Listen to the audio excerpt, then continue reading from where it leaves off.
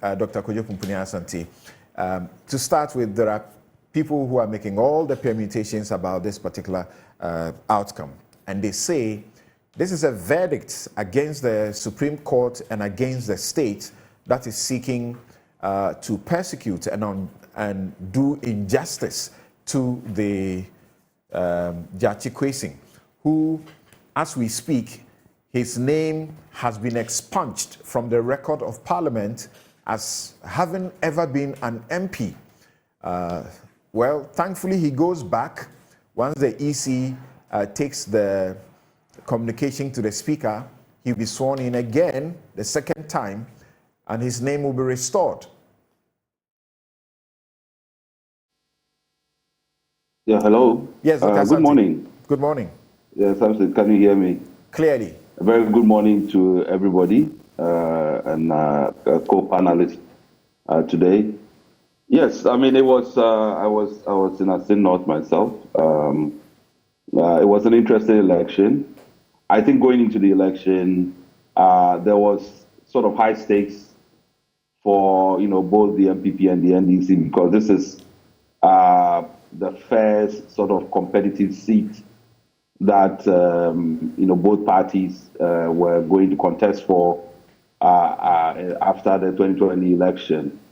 And given that this particular seat has been swinging, for many years, and both parties, this was almost like a test of their popularity or their strength as well. That is on the face of it. It was almost some sort of an assessment of whether or not the NPP, with all the challenges that it has had with the economic crisis, with some of its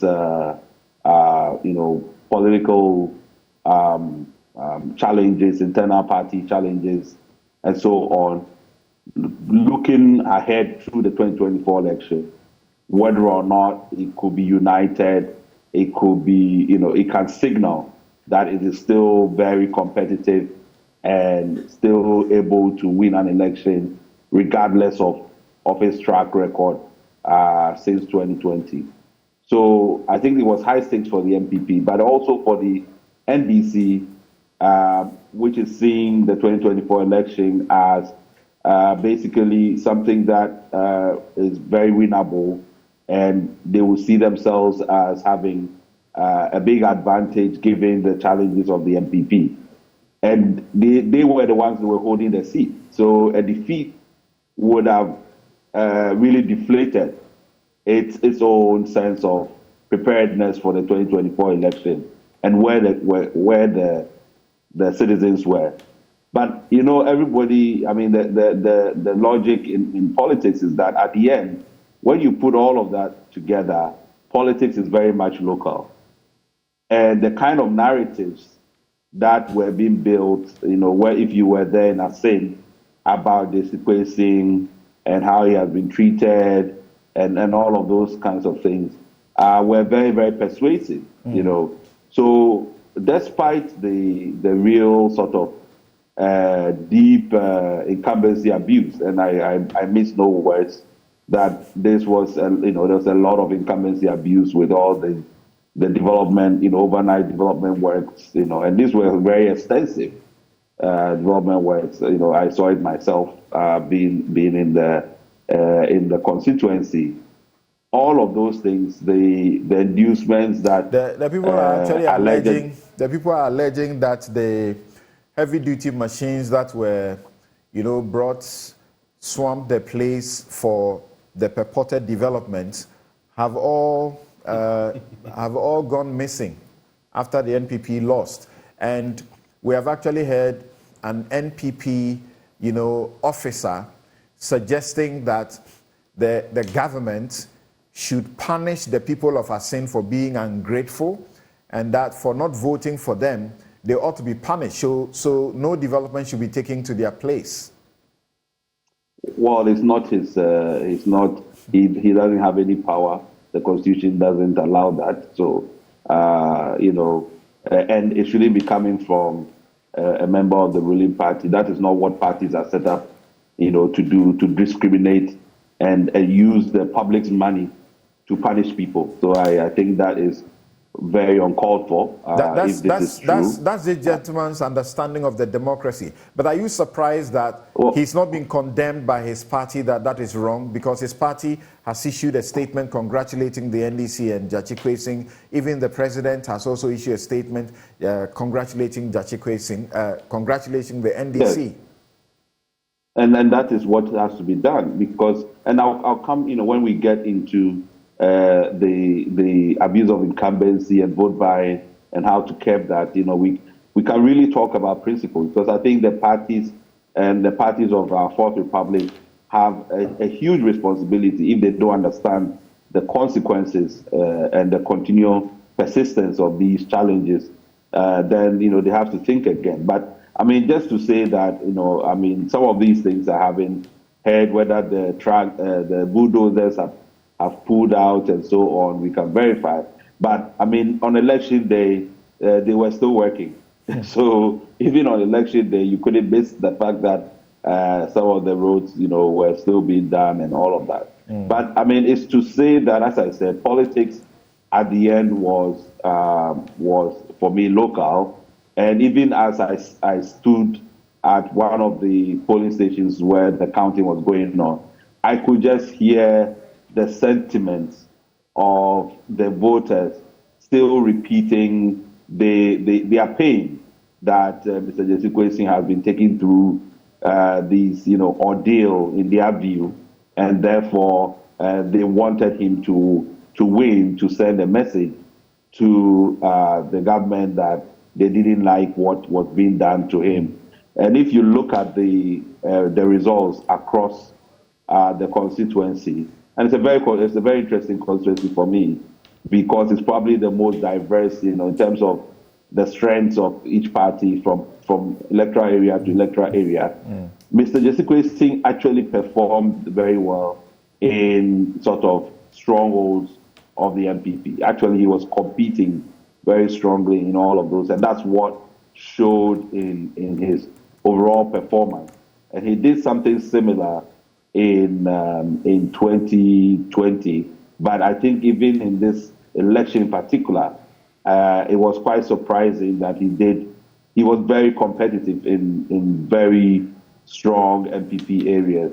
So it means that the emotional factor and people's narrative around what they believe was his treatment was one that really, I think, played a strong role in his victory. Well, what do you make of some of the statements coming from the people, the voters there? They were told by the ruling party that don't vote for James Jachikwe Singh because he's standing criminal prosecution and he could go to jail. In fact, there are some members of the NPP who did not say he could go to jail, who said that they are definite that he will go to jail, including lawyers within the NPP. And the president also made similar comments and said he's a potential candidate for jail, so don't vote for him. What do you make of what we heard overwhelmingly from the voters who suggest that, well, if he will go to jail, we don't care? And others say, well, if we vote him and he gets, as it were, convicted and sentenced, and he doesn't get to serve us, at least there will be another by-election. And we can see now that it takes by-elections for constituencies to get attention and development. What? It's actually a sad sort of commentary, your latter point, but I'll come to that. I think that sentiment was a very strong sentiment. That they I mean, literally, as you said, and I heard a few women talking about it when I was standing during the counting, that they would vote for him so that if they want to jail him, they can jail him. One thing that was clear is that at the local level, this idea of a dual citizenship doesn't resonate. It couldn't be broken down in people's understanding of belonging where somebody belongs and whether they are Ghanaian. So people were saying, well, the man has even buried his mother at his home.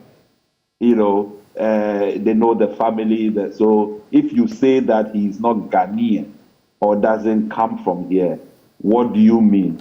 So the law for which Alhaji Sekonde and others have, were prosecuted and all of that, it's obvious that, at a certain local level, people don't really appreciate the nuances of it. And it didn't penetrate because the way in which locals perceive these things about whether you belong.